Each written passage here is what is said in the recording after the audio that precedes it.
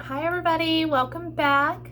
The last time we read, I believe that Percy and Annabeth saved Grover from the pit of Tartarus, and they were about to head to Hades' palace. So let's pick up right there, shall we? The Furies circled the parapets, high in the gloom. The outer walls of the fortress glittered black. The two-story bronze gates stood wide open. Up close, I saw that the engravings on the gates were scenes of death.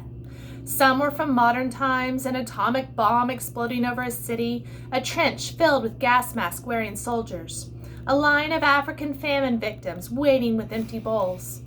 But all of them looked as if they had been etched into the bronze thousands of years ago. I wondered if I was looking at prophecies that had come true. Inside the courtyard was the strangest garden I had ever seen. Multicolored mushrooms, poisonous shrubs, and weird luminous plants grew without sunlight. Precious jewels made up for the lack of flowers, piles of rubies as big as my fist, clumps of raw diamonds. Standing here and there like frozen party guests were Medusa's garden statues, petrified children, satyrs, and centaurs, all smiling grotesquely. In the center of the garden was an orchard full of pomegranate trees, their orange blooms neon bright in the dark. "The garden of Persephone," Annabeth said. "Keep walking." I understood why she wanted to move on. The tart smell of those pomegranates was almost overwhelming. I had a sudden desire to eat them. But then I remembered the story of Persephone. One bite of underworld food, and we would never be able to leave. I pulled Grover away to keep him from picking a big, juicy one. We walked up the steps of the palace, between the black columns, through the black marble portico, into the house of Hades. The entry hall had a polished bronze floor, which seemed to boil in the reflected torchlight. There was no ceiling, just the cavern roof, far above. I guess they never needed to worry about rain down here. Every side doorway was guarded by a skeleton in military gear. Some wore Greek armor, some British redcoat uniforms, some camouflaged with tattered American flags on the shoulders. They carried their spears or muskets or M16s. None of them bothered us, but their hollow-eyed sockets followed us as we walked down the hall, toward a big set of doors at the opposite end. The two U.S. Marine skeletons guarded those doors. They grinned at us, rocket-propelled grenade launchers held across their chest. "You know," Grover mumbled, "I bet Hades doesn't have trouble with door-to-door salesmen." My backpack weighed a ton now. I couldn't figure out why. I wanted to open it, to check to see if I had somehow picked up a stray bowling ball, but this wasn't the time. "Hey, guys," I said, "I suppose we should knock?" A hot wind blew down the corridor and the doors swung open. The guards stepped aside. "I guess that means entrez-vous," Annabeth said. The room inside looked just like in my dreams, except this time the throne of Hades was occupied. He was the third god I had met, but the first who really struck me as godlike. He was at least 10 feet tall for one thing, dressed in black silk robes and a crown of braided gold. His skin was albino white, his hair shoulder length and jet black. He wasn't bulked up like Ares, but he radiated power. He lounged on his throne of fused human bones, looking lithe, graceful, and dangerous as a panther. I immediately felt like he should be giving orders. He knew more than I did. He should be my master. Then I told myself, snap out of it. Hades' aura was affecting me, just as Ares had. The Lord of the Dead resembled the pictures I had seen of Adolf Hitler and Napoleon, or the terrorist leaders who directed suicide bombers. Hades had the same intense eyes, the same kind of mesmerizing, evil charisma. "You are brave to come here, son of Poseidon," he said in an oily voice. "After what you have done to me, very brave indeed. Or perhaps you are simply very foolish." Numbness crept into my joints, tempting me to sit down and take a little nap at Hades' feet, curl up here and sleep forever. I fought the feeling and stepped forward. I knew what I had to say. "Lord and uncle, I come with 2 requests." Hades raised an eyebrow. When he stepped forward in his throne, shadowy faces appeared in the folds of his black robes, faces of torment, as if the garment were stitched of trapped souls from the fields of punishment, trying to get out. The ADHD part of me wondered, off to ask whether or not his clothes were made the same way. What horrible things do you have to do in your life to get woven into Hades' underwear? Only 2 requests, Hades said. Arrogant child, as if you have not already taken enough. Speak. It amuses me not to strike you dead yet. I swallowed. This was going about as well as I had feared. I glanced at the empty, smaller throne next to Hades. It was shaped like a black flower, gilded with gold. I wish Queen Persephone were here. I recalled something in the myths about how she could calm her husband's moods. But it was summer. Of course, Persephone would be above in the world of light with her mother, the goddess of agriculture, Demeter. Her visits, not like the tilt of the planet, create the seasons. Annabeth cleared her throat. Her finger prodded me in the back. Lord Hades, I said. Look, sir, there can't be a war among the gods. It would be bad. Really bad, Grover added helpfully. Return Zeus's master bolt to me, I said. Please, sir, let me carry it to Olympus. Hades' eyes grew dangerously bright. You dare keep up this pretense after what you have done? I glanced back at my friends. They looked as confused as I was. Uncle, I said, you keep saying after what you've done. What exactly have I done? The throne room shook with a tremor so strong they probably felt it upstairs in Los Angeles. Debris fell from the cavern ceilings, doors burst open along all the walls, and skeletal warriors marched in, hundreds of them, from every time period and nation in the Western civilization. They lined the perimeter of the room, blocking the exits. Hades bellowed, Do you think I want war, godling?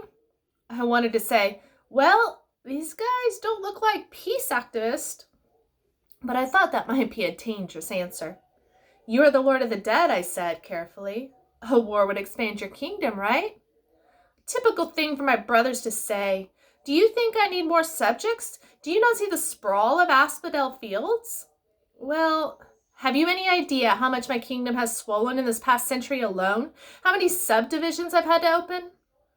I opened my mouth to respond, but Hades was on a roll now. More security ghouls, he moaned. Traffic problems at the Judgment Pavilion. Double overtime for the staff. I used to be a rich god, Percy Jackson. I control all the precious metals under the earth. But my expenses. Charon wants a pay raise, I blurted, just remembering the fact. And as soon as I had said it, I wish I could sew up my mouth. Don't get me started on Charon, Hades yelled. He's impossible ever since he discovered Italian suits. Problems everywhere, and I've got to handle all of them personally. The commute time alone from the palace to the gates is enough to drive me insane, and the dead just keep arriving. No, godling, I need no help getting subjects. I did not ask for this war. But you took Zeus's master bolt. Lies! More rumbling. Hades rose from his throne, towering to the height of a football goalpost. Your father may fool Zeus, boy, but I am not so stupid. I see his plan. His plan? You were the thief in the winter solstice, he said. Your father thought to keep you his little secret. He directed you to the throne room on Olympus. You took the master bolt and my helm. Had I not sent my fury to discover you at Yancy Academy, Poseidon might have succeeded in hiding his scheme to start a war. But now you have been forced into the open. You will be exposed as Poseidon's thief, and I will have my helm back. But, Annabeth spoke. I could tell her mind was going 1,000,000 miles an hour. Lord Hades, your helm of darkness is missing too? Do not play innocent with me, girl. You and the satire have been helping this hero. Coming here to threaten me in Poseidon's name, no doubt. To bring me an ultimatum. Does Poseidon think I can be blackmailed into supporting him? No, I said. Poseidon didn't. I didn't. I have said nothing of the helm's disappearance, Hades snarled, because I have no illusion that anyone in Olympus would offer me the slightest justice, the slightest help. I can ill afford for a word to get out that my most powerful weapon of fear is missing. So I searched for you myself, and when it was clear you were coming to me to deliver your threat, I did not try to stop you. You didn't try to stop us, but return my helm now, or I will stop death, Hades threatened. That is my counterproposal. I will open up the earth and have the dead pour back into your world. I will make your lands a nightmare. And you, Percy Jackson, your skeleton will lead my army out of Hades." The skeletal soldiers all took one step forward, making their weapons ready. At that point, I probably should have been terrified. The strange thing was, I felt offended. Nothing gets me angrier than being accused of something I didn't do. I had had a lot of experience with that. "You're as bad as Zeus," I said. "You think I stole from you? That's why you sent the Furies after me?" "Of course," Hades said. "And the other monsters?" Hades curled his lip. "I had nothing to do with them. I wanted no quick death for you. I wanted you brought before me alive, so you might face every torture in the fields of punishment. Why do you think I let you enter my kingdom so easily?" "Easily? Return my property." "But I don't have your helm. I came for the Master Bolt." "Which you already possess," Hades shouted. "You came here with it, little fool, thinking you can threaten me." "But I didn't." "Open your pack, then." A horrible feeling struck me. The weight of my backpack like a bowling ball. It couldn't be. I slung it off my shoulder and unzipped it. Inside was a 2-foot-long metal cylinder, spiked on both ends, humming with energy. "Percy," Annabeth said, "how?" "I don't know. I don't understand." "You heroes are always the same," Hades said. "Your pride makes you foolish, thinking you could bring such a weapon before me. I did not ask for Zeus's Master Bolt. But since it is here, you will yield it to me. I am sure it'll make an excellent bargaining tool. And now, my helm. Where is it?" I was speechless. I had no helm. I had no idea how the Master Bolt had gotten in my backpack. I wanted to think Hades was pulling some kind of trick. Hades was the bad guy. But suddenly the world turned sideways. I realized I had been played with. Zeus, Poseidon, and Hades had all been set at each other's throats by someone else. The Master Bolt had been in the backpack, and I had gotten the backpack from... "Lord Hades, wait," I said. "This is all a mistake." "A mistake?" Hades roared. The skeleton aimed their weapons. From high above there was a fluttering of leathery wings, and the 3 Furies swooped down to perch on the back of their master's throne. The one with Mrs. Dodd's face grinned at me eagerly and flicked her whip. "There is no mistake," Hades said. "I know why you have come. I know the real reason you brought the bolt. You came to bargain for her." Hades loosened a ball of gold fire in his palm. It exploded on the steps in front of me, and there was my mother, frozen in a shower of gold, just as she had been at the moment when the Minotaur began to squeeze her to death. I couldn't speak. I reached out to touch her, but the light was as hot as a bonfire. "Yes," Hades said with satisfaction, "I took her. I knew, Percy Jackson, that you would come to bargain with me eventually. Return my helm, and perhaps I will let her go. She is not dead, you know. Not yet. But if you displease me, that will change." I thought about the pearls in my pocket. Maybe they could get me out of this, if I could just get my mom free. "Ah, the pearls," Hades said, and my blood froze. "Yes, my brother and his little tricks. Bring them forth, Percy Jackson." My hand moved against my will and brought out the pearls. "Only 3, Hades said. "What a shame. You do realize each only protects a single person. Try to take your mother then, little godling, and which of your friends will you leave behind to spend eternity with me? Go on, choose, or give me the backpack and accept my terms." I looked at Annabeth and Grover. Their faces were grim. "We were tricked," I told them, "set up." "Yes, but why?" Annabeth asked. "And the voice in the pit?" "I don't know yet," I said, "but I intend to ask." "Decide, boy," Hades yelled. "Percy," Grover put his hand on my shoulder, "you can't give him the bolt." "I know that." "Leave me here," he said. "Use the 3rd pearl on your mom." "No!" "I'm a satire," Grover said.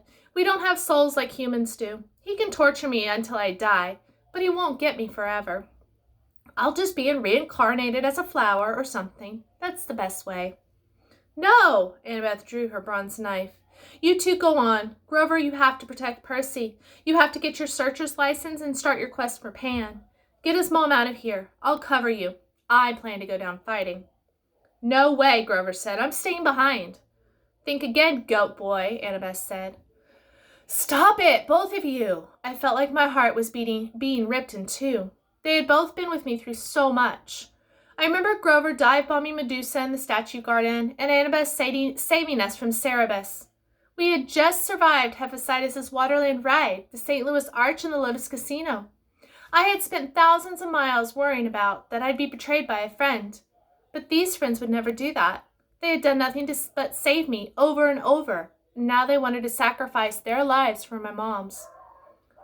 I know what to do, I said. Take these. I handed them each a pearl. Annabeth said, but Percy... I turned and faced my mother. I desperately wanted to sacrifice myself and use the last pearl on her, but I knew what she would say. She would never allow it. I had to get the bolt back to Olympus and tell Zeus the truth. I had to stop the war. She would never forgive me if I saved her instead. I thought about the prophecy at Half-Blood Hill, what seemed like 1,000,000 years ago. You will fail to save what matters most in the end. I'm sorry, I told her. I'll be back. I'll find a way. The smug look on Hades' face faded. He said, Godling? I'll find your helm, Uncle, I told him. I'll return it. Remember about Charon's pay. Do not defy me. And it wouldn't hurt to play with Cerberus once in a while. He likes rubber red balls.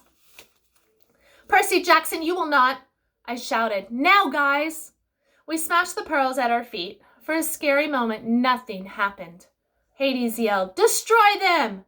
The army of skeletons rushed forward, swords out, guns clicking into full automatic. The Furies lunged, their whips bursting into flame. Just as the skeletons opened fire, the pearl fragments at my feet exploded in a burst of green light. A gust of fresh sea wind. I was encased in a milky white sphere, which started to float off the ground. Annabeth and Grover were right behind me. Spears and bullets sparked harmlessly off the pearl bubbles as we floated up. Hades yelled with such rage the entire fortress shook, and I knew it was not going to be a peaceful night in L.A. Look up, Grover yelled. We're going to crash! Sure enough, we were racing straight towards the stalactites, which I figured would pop our bubbles and skew us. How do you control these things? Annabeth shouted. I don't think you do, I shouted back. We screamed as the bubbles slammed into the ceiling and darkness. Were we dead? No, I could still feel the racing sensation. We were going up, right through solid rock as easily as the air bubble in water. That was the power of the pearls, I realized. What belongs to the sea will always return to the sea.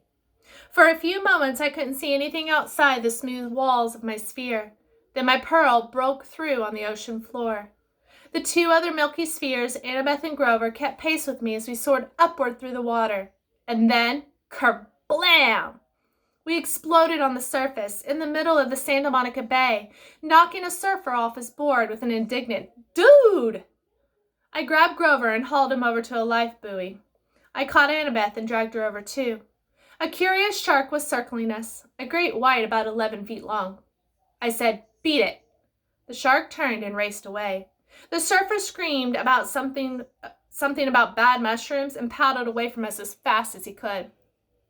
Somehow I knew what time it was. Early morning, June 21st, the day of the summer solstice. In the distance, Los Angeles was on fire, plumes of smoke rising from neighborhoods all over the city. There had been an earthquake, all right, and it was Hades' fault.